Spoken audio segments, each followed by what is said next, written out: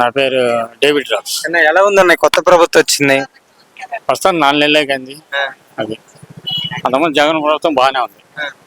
అంటే జగన్ ప్రభుత్వం బాగుంది అంటారు, మరి పథకాల విషయంలో కొంచెం అన్ని పెట్టాడంటవా?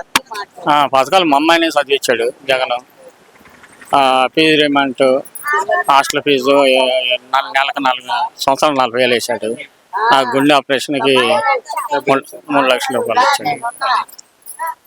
ఇప్పుడు వాలంటీర్లు ఇప్పుడు లేరు. జగన్ హయాంలో మీకు అనేది ఎలా అనిపించింది? జగన్ హయాంలో ఎక్సలెంట్ గా ఉందండి. అంటే చాలా మంది పేద ప్రజలకి బతికారంటారా, బతకలేదంటారా? చాలా ప్రతి ఇంటికి పథకం వచ్చింది కదండి. ప్రతి ఇంటికి పథకం వచ్చేసింది. ఏ ఇంటికి రాలే, ముసలి వాళ్ళకి కానీ ఏది కానీ నా జరిగింది చెప్తున్నా. అదే అంటే ఒక్క మాట అంటే జగన్మోహన్ రెడ్డి గారి వల్ల నువ్వు లబ్ధి పొందేవా లేదా? నేను లబ్ధి పొందాను. మా ఇంట్లో లబ్ధి పొందాను. నేను లబ్ధి పొందాను.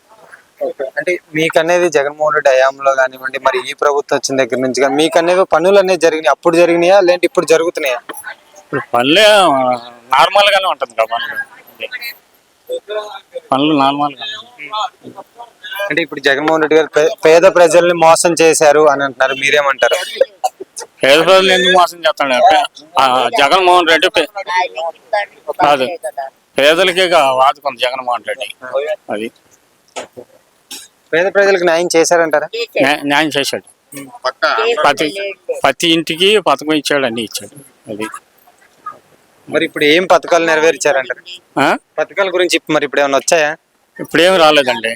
ఇప్పుడు చంద్రబాబు వచ్చాడు, మా అమ్మాయి డిగ్రీ చదువుకుంది, నెలకు 1500 ఇస్తా అన్నాడు. లేదు. ఇప్పుడు కూరగాయల రేట్లు ఎలా ఉన్నాయి అన్నది, నిత్యావసర సరుకులు కానీ ఏంది 100 రూపాయలు అంట కేజీ. 100 రూపాయలు కేజీ. టమాటాలు ఇప్పుడు ఎంత? టమాటాలు ఎంత ఇప్పుడు? 100 రూపాయలు.